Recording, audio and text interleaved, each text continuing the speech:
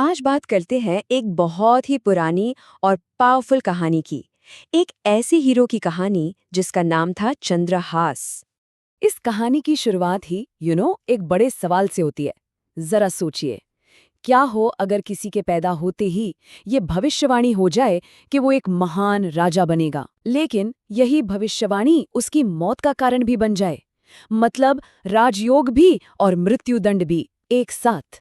तो होता ये है कि एक बहुत ही खुशहाल राज्य में जन्म होता है चंद्रहास का, और जैसे ही वो पैदा होता है, बड़े बड़े ज्योतिषी आकर एक जबरदस्त भविष्यवाणी करते हैं कि ये कोई मामूली बच्चा नहीं है, ये आगे चलकर एक बहुत ही महान और धर्म को मानने वाला एक राइचस राजा बनेगा। पर यहीं से कहानी में एक ट्विस्ट आता है। जो भविष्यवाणी उसके लिए एक ब्लेसिंग, एक वरदान होनी चाहिए थी ना, वही भविष्यवाणी उसकी जान की दुश्मन बन जाती है। मतलब सोचिए, जो चीज सबसे अच्छी थी वही सबसे बड़ा खतरा बन गई। अब जाहिर है इस भविष्यवाणी से हर कोई तो खुश नहीं था। राज्य का एक बहुत ही पावरफुल मंत्री था।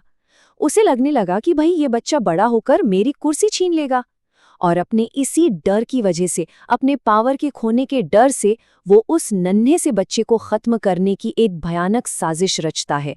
अब वो मंत्री वो जरा भी वक्त बर्बाद नहीं करता, तुरंत एक बहुत ही क्रूर, एक हार्टलेस फैसला लेता है।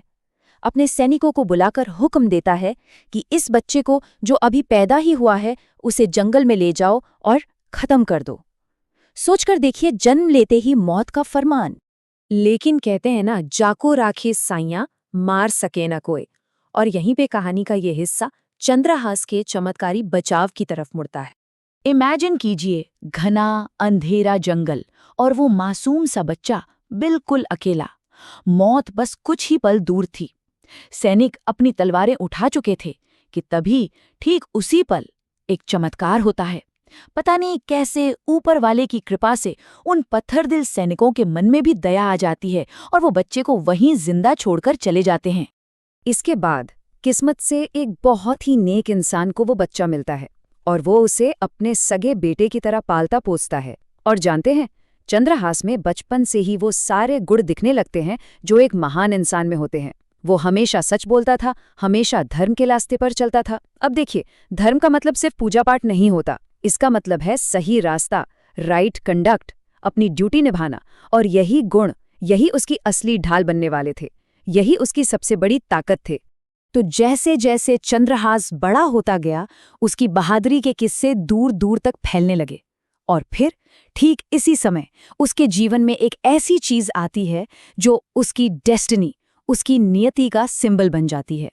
उसे भगवान से खुद एक डिवाइन स्वॉर्ड, एक दिव्य तलवार का वरदान मिलता है, जिसका नाम था चंद्रहास। और ये कोई आम तलवार नहीं थी। ये सिर्फ एक हथियार नहीं, बल्कि भगवान के आशीर्वाद का एक जीता जागता सबूत थी। ये इस बात का प्रतीक थी कि चंद्रहास धर्म के रास्ते पर है, और ये तलवार हर मुसीबत में उसकी रक्षा करेगी। लेकिन दिव्य तलवार मिल गई, इसका मतलब ये नहीं था कि अब सब ठीक हो गया। अरे नहीं, मुश्किलें तो अब शुरू होने वाली थी। बल्कि अब तो उसकी जिंदगी में इम्तिहानों का, ट्रायल्स का एक लंबा सिलसिला शुरू होने वाला था। चंद्रहास की जिंदगी बिल्कुल भी आसान नहीं थी। एक के बाद एक बार बार उसके खिलाफ साजिशें होती रहीं। अपनों ने ही उसे धोखा दिया। उसकी जान लेने की तो इतनी कोशिशें हुई कि गिनती ही नहीं। मतलब ये कोई एक दो बार की बात नहीं थी। ये संघर्ष तो जैसे उसकी जिंदगी का हिस्सा ही बन गया था। लेकिन कमाल की बात यह है कि हर बार, हर मुश्किल से मुश्किल घड़ी में सिर्फ दो चीजों ने उसे बचाया। पहली, उसकी सच्चाई, और दूसरी, भगवान पर उसका अटूट भरोसा। और इससे एक बात तो बिल्कुल साफ हो जाती है कि बाहर की मुश्किलें कितनी भी बड़ी क्यों ना हो, असल ताकत तो इंसान के अंदर होती है। उसका धर्म ही उसका असली कवच था। और यही अटूट विश्वास और उसकी अंदर की ताकत उसे कहानी के फाइनल चैप्टर तक ले आती है। वो मोड़ जहां सच और झूठ, अच्छाई और बुराई का आखिरी मुकाबला होना था। तो आखिरकार वो घड़ी आ ही गई, सत्य और अधर्म के बीच वो महायुद्ध। सोचिए, एक तरफ था चंद्रहास, अपने साहस, अपनी बुद्धि और अपनी दिव्य तलवार के साथ धर्म के लिए लड़ने वाला। और दूसरी तरफ थे उसके दुश्मन, जो सिर्फ साजिश, अन्याय और लालच के दम पर लड़ रहे थे। लड़ाई तो बहुत भयानक थी, लेकिन सच कहूं तो इसका रिजल्ट तो पहले से ही लिखा हुआ था। और आखिर में जीत धर्म की ही हुई। वही बच्चा, याद है, जिसे पैदा होते ही मौत की सजा सुना दी गई थी, वही बच्चा अपनी सच्चाई और अटूट भरोसे के दम पर महान राजा चंद्रहास बना। वो भविष्यवाणी, वो आखिर सच हो ही गई।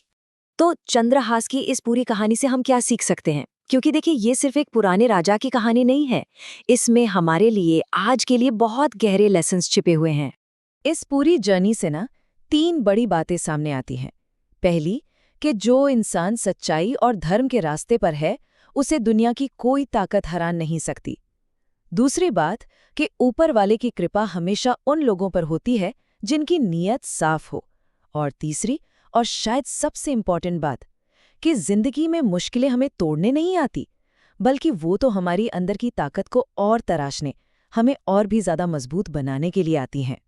ये हजारों साल पुरानी कहानी आज भी उतनी ही रेलेवेंट है ना? और ये हमें एक बहुत ही जरूरी सवाल के साथ छोड़ जाती है कि आज के जमाने में, इस मॉडर्न वर्ल्ड में, धर्म के रास्ते पर चलने का आखिर मतलब क्या है?